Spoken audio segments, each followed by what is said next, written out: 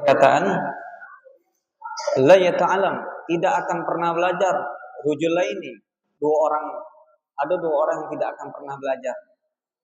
Yang pertama mustahil, orang yang punya rasa malu. Ada enak pergi ngaji segan. Nah ini orang ini sampai kapan pun tidak akan dia Allah berikan ilmu. Ada enak pergi taklim apa ya. Atau orang lagi duduk di majelis. Mustahil, malu. Ini payah nak ibadah. Tidak akan pernah belajar orang seperti ini. Yang kedua mustakbir. Mustakbir dari kata kabaro. Artinya orang yang sombong. Orang yang sombong itu tidak akan bisa ilmu itu masuk ke dalam hatinya. Tahulah aku, pahamlah. Sudahlah, sholat bela, itu sholat, itu masuk. Ini keliru. Ini orang yang sombong seperti ini tidak akan pernah nur cahaya ilmu itu masuk ke dalam hati. Ada satu ungkapan, al ilmu kasa ilal ma. Ilmu itu bagaikan air. Air itu mengalir, ditumpahkan akan jatuh ke dataran yang rendah. Tidak bisa air itu mengalirnya ke tempat yang tinggi, tidak bisa. Artinya ilmu itu akan masuk ke dalam hati-hati seseorang yang hatinya tawadhu, yang rendah hati, itu akan cepat ilmu itu masuk. Tapi kalau hati kesombongan tidak akan bisa masuk ilmu tersebut. Jadi ada dua orang, sikok mustahi, sikok mustakbir. Orang yang sombong itu tidak akan pernah belajar. Ya alhamdulillah, mudah-mudahan Allah lembutkan hati kita menjadi orang yang tawadhu. Karena ilmu agama ini tidak ada strata, tingkatannya itu tidak ada. Kalau pendidikan formal paling tinggi S3, mentok. Tidak ada lagi gelar lagi profesor udah mentok. Sementara ilmu agama tidak pernah putus-putus. Sebagaimana Nabi katakan, utlabul ilman minal mahdi ilal lahdi. Tuntutlah ilmu dari buai ayunan sampai ke liang lahat. Apalagi ilmu fikih. Fikih ini kalbahar, bagaikan ilmunya itu bagaikan lautan yang tidak bertepi, saking luasnya pemahaman. Kita mazhab Imam Syafi'i itu kalau kita kumpul kan satu masjid ini kurang. Jadi kita kumpulin kitab Imam Syafi'i, belum jangan 4 mazhab, jangan 3 mazhab tuh. Ashab Syafi'i kita kumpulin tidak cukup satu ruangan. Jadi ilmu agama itu tidak akan pernah habis-habis. Kalau orang ngomong, pula tahu nih, man zona aliman. Barang siapa yang menyangka dirinya sudah alim, tahu, faqad jahilan, maka sungguh dia orang yang paling bodoh. Nah, saking luasnya ilmu pengetahuan. Berjilid-jilid kita kitab itu. Sampai kapan kita mau ngatami? Kitab Ihya itu paling kecilnya 4 jilid, disyarah lagi sama ulama menjadi 7 jilid. Hasyiatul Musi itu 7 jilid dari Muqaddimah, Busra Karim, Hasyiatul Musi sampai berjilid-jilid. Sapina berapa banyak syarahnya. Jadi kalau ilmu agama tidak ada batasan. Kita pun masih belajar saat ini. Tiap hari kita baca kitab, masih kita bertemu guru talaki mempelajari ilmu. Terus kita belajar. Karena salah satu fadilah yang paling afdal setelah ibadah adalah menuntut ilmu, mengenal ilmu agama Allah Subhanahu wa taala. Kita lanjutkan kajian fikih di bab saum di dalam kitab Taqratus Sadidah, Qismul Ibadah, bab saum, bab puasa. Jadi kemarin kita masuk pembahasan niat, farqu bainan niyat saum fardi wa niyati saum nafil. Jadi ada yang membedakan niat puasa fardu dan niat puasa sunnah. Kalau niat fardu, ya dahulul waktuha min ghurubis samsi ila tulul fajar, wa yajibul tabitu. Kalau niat di dalam kolom, kalau niat puasa fardu itu mulainya kapan? Setelah masuk maghrib. Sudah boleh niat. Buka nih. Langsung niat. Boleh tak? Boleh. Sudah masuk. Nanti malam mau jima, mau kayak mana pun tetap tidak membatalkan niatnya. Nah, kalau puasa nafil sunnah, ya dahulu waktunya kapan? Dari ghurubul samsi sampai ilal zawal, sampai sebelum zawal. Nah, diperbolehkan niat puasa sunnah. Berbeda. Fala yajibut tabiitu, maka tidak wajib kalau sunnah nginap menginapkan niatnya di malam hari tidak wajib, tapi kalau puasa fardu wajib di malam hari. Kalau sudah subuh dia niat puasa Ramadan besok tidak sah. Tidak sah. Jadi niatnya harus sebelum qoblal fajar, sebelum subuh masih diperbolehkan niat. Waktu subuh udah masuk, maka tidak ada lagi niat. Fala niat saumah, tidak ada lagi niat puasa. Artinya ya tidak sah. Makanya nanti kita sunnah mentaklik Imam Malik. Jadi bulan Ramadan nanti, ya Allah, aku puasa Ramadan esok hari lillahi ta'ala dan aku niat puasa 1 bulan penuh mentaklik Imam Malik. Cukup dalam hati. Seandainya ini kalau kita lupa ada yang mengkapernya tadi. Kata ulama sunnah mentaklik. Tapi jangan dilupakan. Kemudian kalau puasa fardu yajibu ta'yinu ka Ramadan au kafarau au nazar au qada. Kalau puasa fardu harus ada ta'in. Ya Allah, aku niat puasa fardu Ramadan esok hari. Atau kalau dia nazar, ya besok ini nazar. Kalau aku ke ini aku mau nazari. Nah ketika dia nazar, wajib niatnya di malam hari. Ya Allah, aku niat puasa fardu nazar. Jadi wajib dia nazar. Atau qadaan, wajib niatnya di malam hari.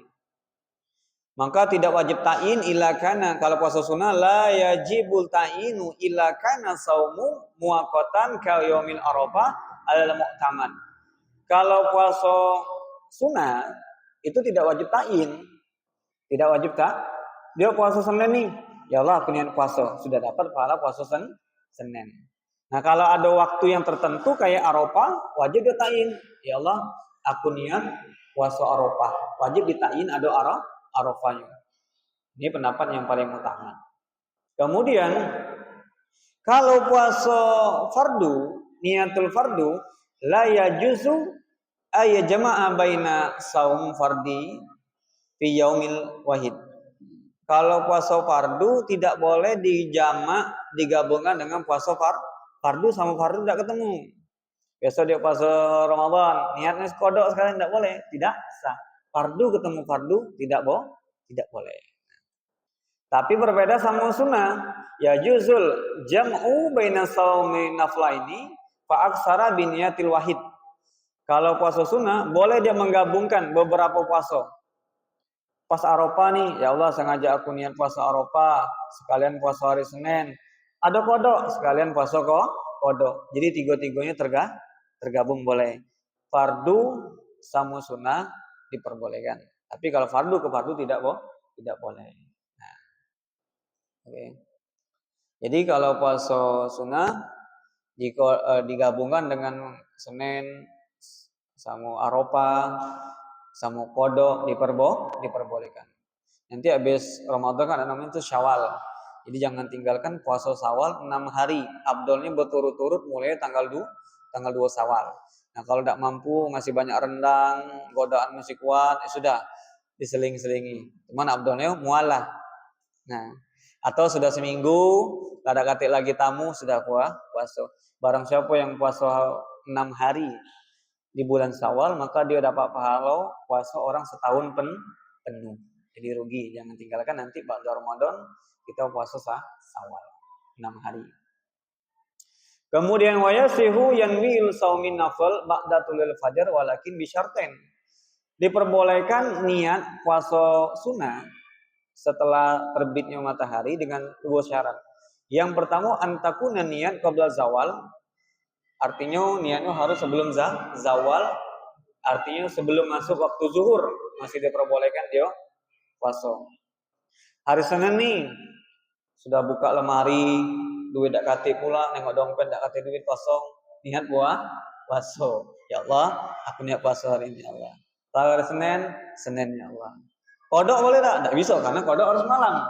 Wajib kalau sunnah diperbolehkan. Nah, kalau puasa sunnah boleh jam 11 asak jangan belum masuk zuhur.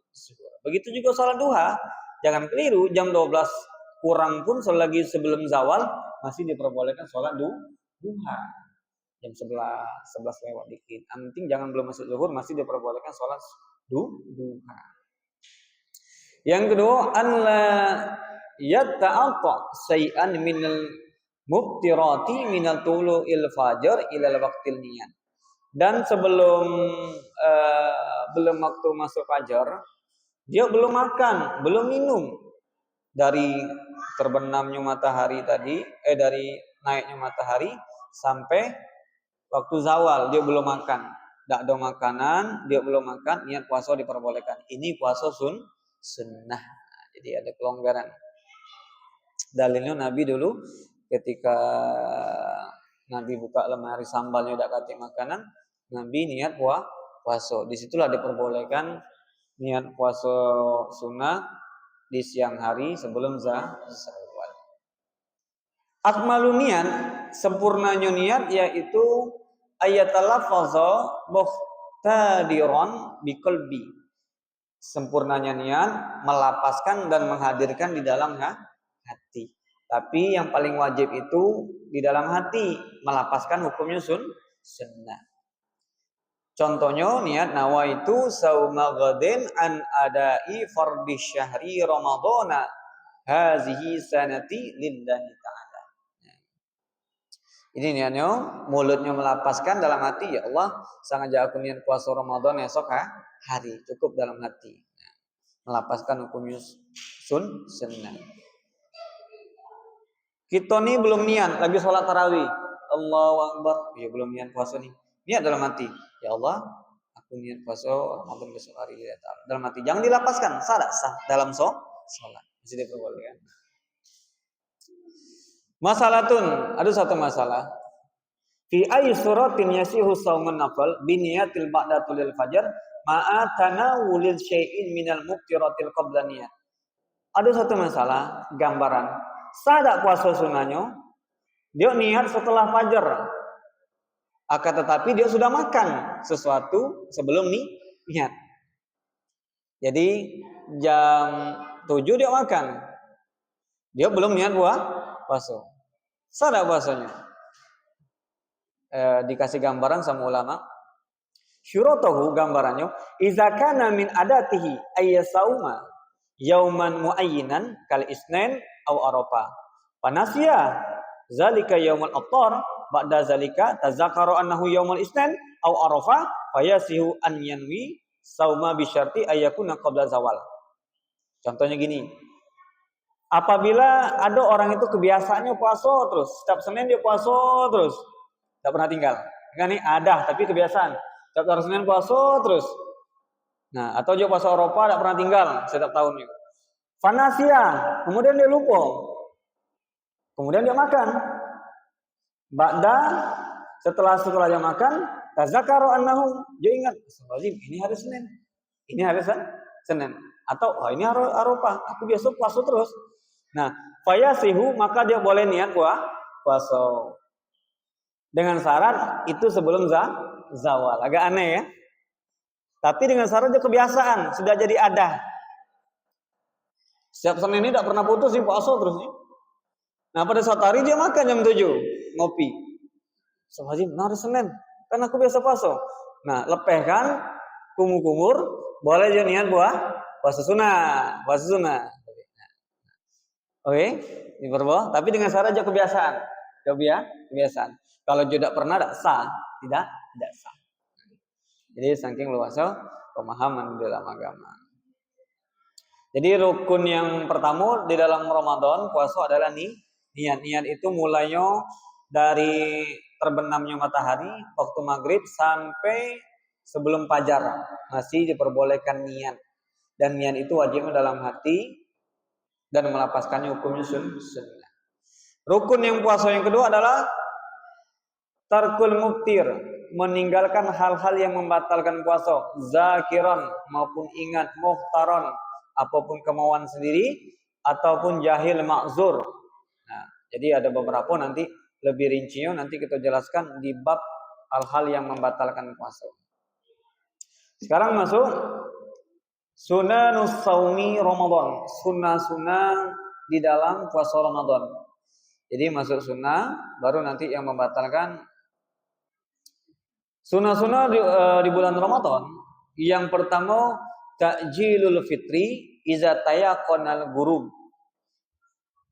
Bersegera berbuka Kalau kita tuh ngomongnya takjil. Takjil itu bahasa Arab segera. Al-ajilu minasyaitan. Buru-buru itu dari syaitan kalau dalam hadis. Takjil itu artinya menyegerakan iftar, berbuka. Iza tayaqqanal ghurub, kalau memang sudah yakin masuk waktu maghrib, sunnah dia berbuku. Bahkan di dalam kitab Irsadul Ibad di bab saum, Irsadul Ibad salah satunya pengarang kitab Fathul Mu'in. Jadi dia semi-semi tasawuf ada fikihnya juga. Bahkan seandainya dia berbuka bulan Ramadan, abdulnya dia buka dulu baru sholat. Jangan kesolehan, sholat dulu baru buka. Nah, malah sunnahnya buka dulu baru sholat. Di dalam kitab Irsad dijelaskan. Maka lebih abdul dia buka dulu baru sholat maghrib. Nah, dia abdulnya buka dulu. Makanya takjilul fitri, bersegera buka. Di dalam Irsad juga Nabi mengatakan ahabbu li abdi, hamba yang paling aku cintai, ajluhum, yang mereka itu menyegerakan fitran, berbuka. Jadi salah satu sunnah bulan puasa menyegerakan berbuka, cepat-cepat berbuka. Jangan kuat aku ini biasa apan berbuka. Ini keliru, tidak dapat sunnah. Bihillafi iza saqifa yajibu alaihi ya'mal bi ikhtiyar wa yahirul fitri. Tapi dengan syarat tadi berbukanya harus yakin. Kalau kita berpatokan sama muazzinnya harus siko. Siko itu orangnya terpercaya dan mereka mengupgrade setiap waktu. Karena maghrib ini kan waktu kita sholat kan selalu tagoiru, berubah. Hari ini 18.17, besok 18.19, bisa kurang bisa 6. Jangan berpatokan pada itu sebulan itu, ini keliru. Jadi upgrade. Nah, kalau muazzinnya siko, boleh kita berpatokan sama muazzin. Kalau tidak, kita berdasarkan label yang dikasih MUI. Biasanya ada selembaran tuh waktu imsak, waktu berbuka. Ini keliru. Ya bisa kita nyalain muazzin, batal puasa kita.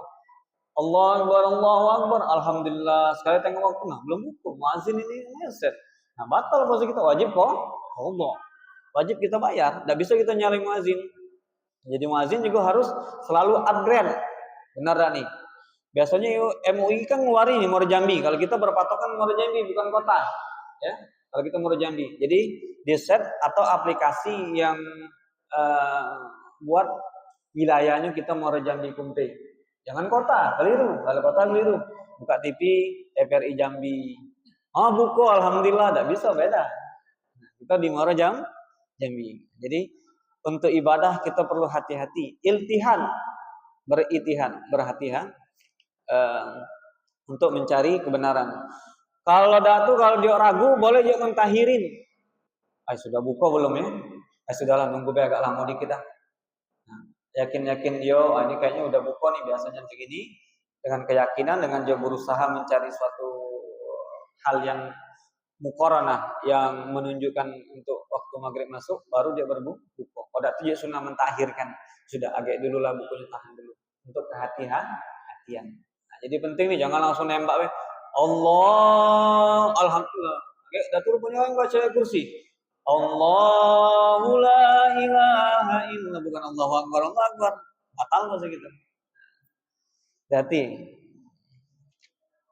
Jadi yang pertama sunnah itu berbuka dengan cepat. Yang kedua, salah satu sunnah berpuasa suhuru walau bijur'ati ma'i. Sahur berpuasa itu sahur. Walaupun dengan air seteguk, walau bijuru ati main, walaupun dengan air seteguk, sunnah hukumnya. Dalam hikmatuhu, di dalam takrib syara at-taqwiyan, untuk menguatkan al-saumi atas orang yang berpuasa, minimal air seteguk lah. Minimal air seteguk. Dalam hadis kan ada keberkahan di dalam waktu sahur. Jangan tinggalkan. Air kuat jangan. Minum minimal air putih. Wa yadkhulul waktu, kapan masuknya? Suhuri minal mutasafil lail, separuh malam. Waktu sahur itu abdolnya separuh malam. Jadi jangan sampai tinggalkan sahur. Jam 3 atau jam 4 makan minimal air seteguk. Jangan tinggalkan karena hukumnya sunnah, ada keberkahan di waktu sahur. Asal isu yang ketiga, at-tahirul suhuri, sunnah juga mentahirkan sahur bihaisu sekira-kiranya la yaqusu tahir, sekiranya mendekati waktu tahir, sunnah hukumnya agak-agak menjedah terakhir. Wa yumsiku, dan menahan, imsak nadban. Jadi imsak itu di mazhab Imam Syafi'i hukumnya sunnah, anil akli, dari makan, qoblal fajar, sebelum fajar, bin nahwi, contohnya seukuran khamsin ayat, 50 ayat. Kalau di sini ukuran jamnya rubu isya'ah, seperempat jam. Berarti seperempat jam 15 menit. Sunnah kita untuk menahan makan dan minum setelah sahur, sekira lagi 15 menit lagi mau masuk azan subuh, rubu sya'ah, sunnah kita menahan. Imsak itu dalam nasib musbih hukumnya sunnah. Makanya kita pakai imsak. Bukan berarti tidak boleh makan minum lagi, boleh. Cuman hati-hati bahasa kita tuh, agar kita tidak kebablasan. Saking enaknya lauk tuh makan terus rupanya lewat wah.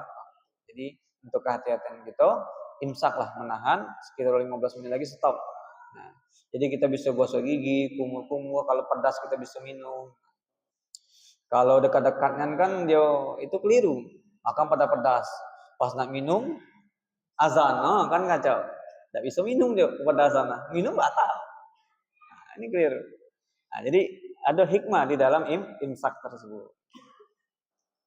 Kemudian ada lagi sunnah al-fitru ala rutabin. Sunnah juga ketika berbuka dengan rutab witron yang ganjil. Rutab ini korma ganjil. 1, 3, jangan 31. Ini tentang ganjil lah, sunnah nih 31 lah makan nih. 37 makan, kenyang lagi. Ini keliru ya. 39 lah, kan ganjil sunnah. Memang betul. 1, 3, jangan lagi tak ketelat lagi sholat. Dari hasil penelitian, di dalam korma itu ada zat secara medis yang bisa membuat pulih kembali pencernaan kita. Karena ketika kita sehari tidak makan, lambung itu mengecut. Nah, ketika kita makan korma, dia akan pelan-pelan ngembang.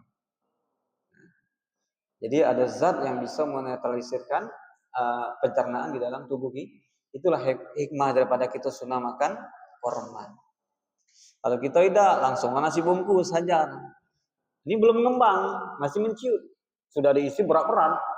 Inilah galak sakit. Nah, jadi sunnah Nabi itu ada manfaat istifadah ala syahatil badaniyah, kesehatan di dalam badan. Nah, setelah seharian kita tidak makan, itu mengerut lambung kita itu. Ketika kita makan korma, ingat jangan ganjil, siko 3, jangan sampai 31. Ini bukan ngembang lagi. Agak dia pelan-pelan. Nah, sunnahnya minum dulu apa makan korma? Makan korma. Nabi makan korma dulu, sudah makan korma baru minum, baru berdoa, Allahumma lakasumtu wa bika amantu. Baru sholat. Baru hajarlah nasi bungkus pempek tadi. Nah, itu sunnahnya. Baru sholat. Kalau kita minum dulu dah, korma dulu. Sunnahnya rutopnya yang basah. Jadi kalau ada rutop yang basah, kurma yang basah, sudah kurma yang kering. Nah, kalau sudah beli di sini 5.000 biasa ada tuh. Ramadan banyak kalau 5.000-an satu paket itu kan, itu dapat di sunnah. Jadilah yang kering. Sunnahnya yang basah. Kalau tidak ada juga pakai hulwu, sesuatu yang malam tamassun nar, kal asal wal zabib. Makan yang manis-manis yang tidak diproses dari api. Contohnya di sini kal asal. Asli ini madu, wal zabib anggur. Oke, anggur lebih mahal pula anggur daripada kurma. Jadi sunnahnya manis-manis. Kenapa? Ketika kita manis itu kan ada zat gula yang bisa eh, membangkitkan stamina gitu. Manis ini kan buat semangat nih. Nah, tapi manis yang alami dipinta supaya sehat. Jadi manis kalau tidak ada korma sudah pakai madu atau zabib. Zabib itu anggur. Cuma lebih mahal pula daripada korma. Nah sudah lah kalau ada juga kata sama juga. Asal jangan nangko, nangko manis lah. Nangko manis ya.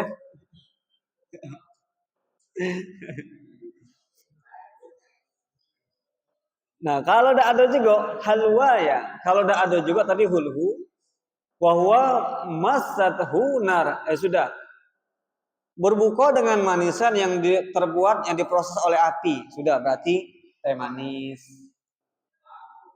kolak, bagus, benar. Tidak ada lagi jalan. Kan kolak kan dimasak, berarti proses pakai api. Nah, proses pakai api. Nah sudahlah, dapat sunnah. Jangan dengan pempek. Pempek sunnah tidak sunnah ya. Dikadang pakai pempek gitu. La haula wala quwwata illa billah. Nah, kemudian yang kelima al-ityanu bidu'ati iftar, baru berdoa. Selama ini kita terbalik. Allahumma lakasuntu, minum makan. Sunnahnya korma, minum, doa.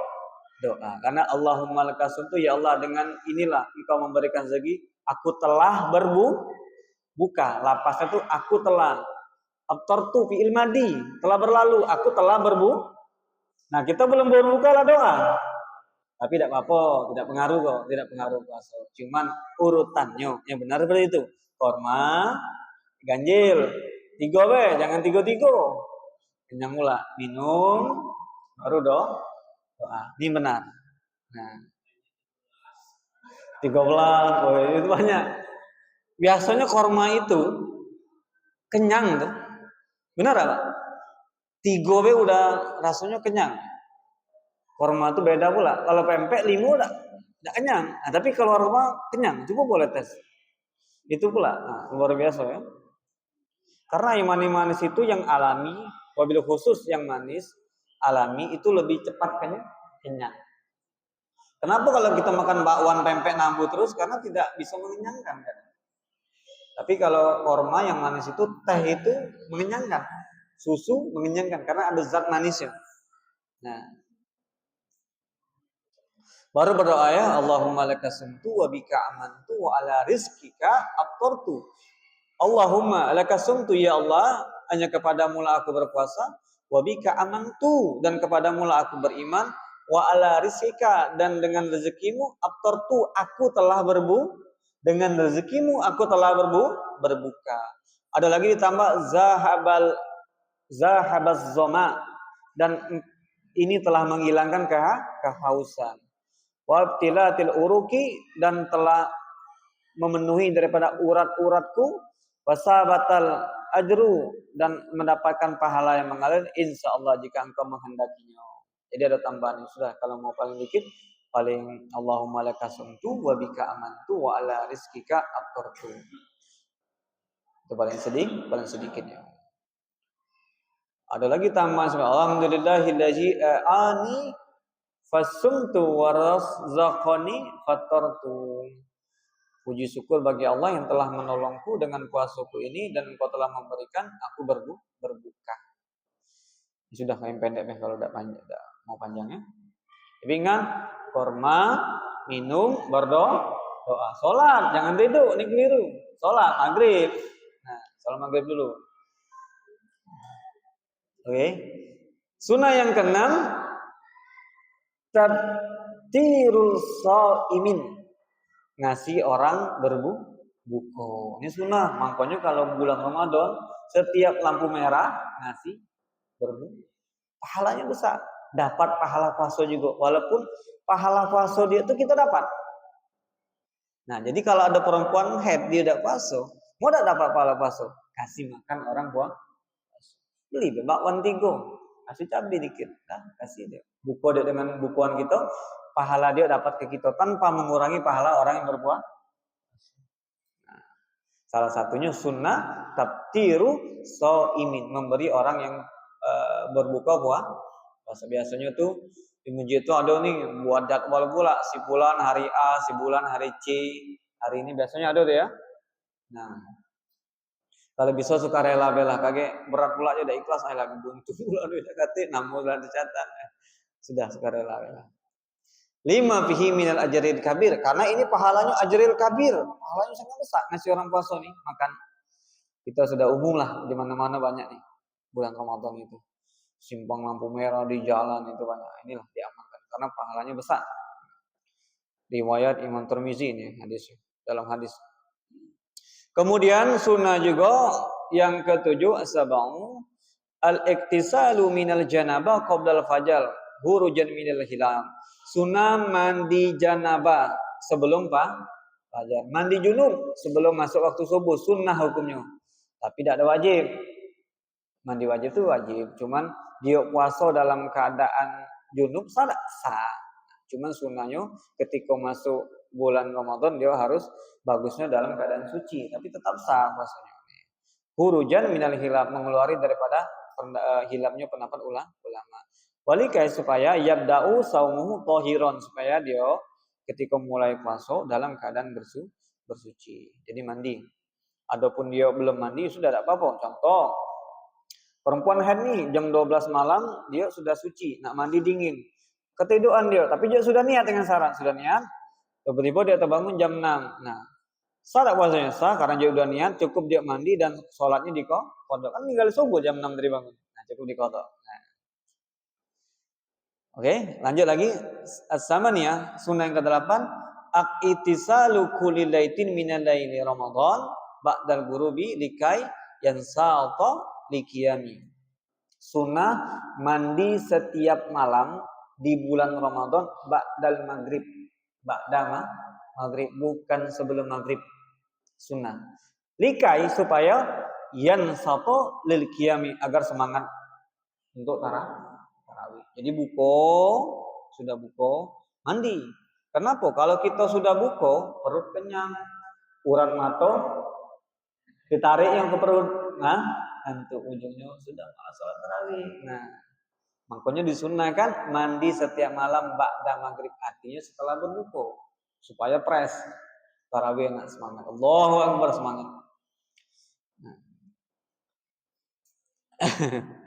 Jadi makan sedikit weh kalau bisa. Kadang kita ini terbalik. Puasa sama tidak puasa sama weh, cuma mindah jam makan weh. Biasa sehari 3 kali. Pas malam dendam 4 piring sama weh. Jadi cuma mindah jam makan, ini keliruan nih. Jadi benar-benar kita diminta untuk mengurangi makan. Ala kulli hal. Wah, bahas tentang tarawih ini cocok nih, martabak masih atuh hajar. Jadi polanya bukan mengurangi makan, memindahkan jam makan. Ini yang ketahuan nih ngalamin ini. Yang ke-9, sunnah yang ke-9, al-muhafazatu ala sholati tarawih. Tiap malam dijaga sholat tarawih.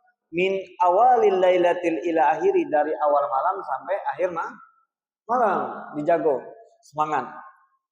Dalam hadis Nabi mengatakan, man qama Ramadan imanan wa ihtisaban ghufira lahu ma taqaddam min dzanbih. Barang siapa yang mendirikan malam-malam ibadah dengan karena Allah Subhanahu wa taala, ihtisaban, berharap cuma Allah ampunkan dosa dia yang terdahulu dan dosa dia yang lalu, yang lainnya. Nah, ini hadisnya Bukhari Muslim, hadisnya sahih. Wal maqsudul bi qiyami Ramadan, maksud mendirikan Ramadan adanya sholat tarawih. Hadis sahih. Jadi kalau bisa dijaga 20 rakaat ya.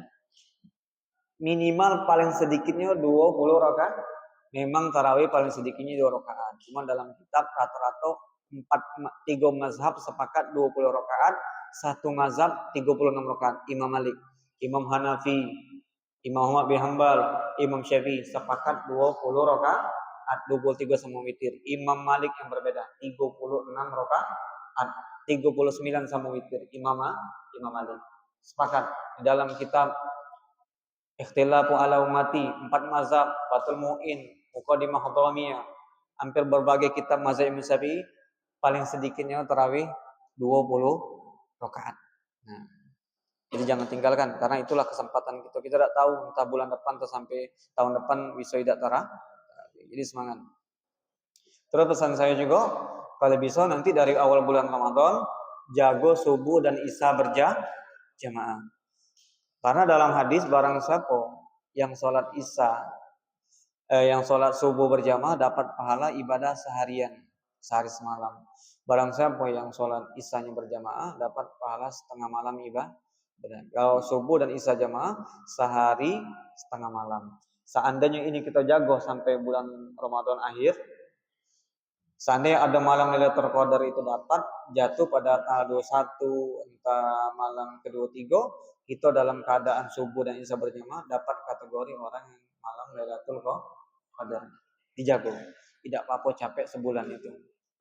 Jadi dunia yang melelahkan ini sabarlah kita untuk sejenak, Pak. Dunia ini hanya sementara sih, Pak. Jadi capek-capek sedikit tidak apa-apalah. Nanti di hari kiamat kita dalam keadaan tenang, di kuburan tetangga lagi disiksa, kita duduk dengan santai. Karena kita banyak orang yang capek di dunia ini ibadah, nanti Allah buat istirahat dia di akhirat. Orang yang banyak santai di dunia akan Allah buat lelah dia nanti di akhirat. Kenapa lelah? Disiksa. Karena dia di dunia santai. Capek dah, capek sholat subuh lagi, Qauliyah lagi, isya lagi, terus memang sabar gitu untuk dunia yang sifatnya sementara.